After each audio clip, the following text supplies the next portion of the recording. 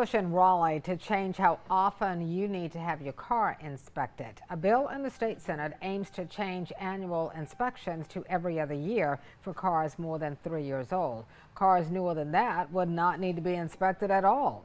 Senate Bill 341 would also drop emissions tests for most people in the state. The bill still has a long way to go. State officials would also need to get EPA approval to drop emissions testing. If you recognize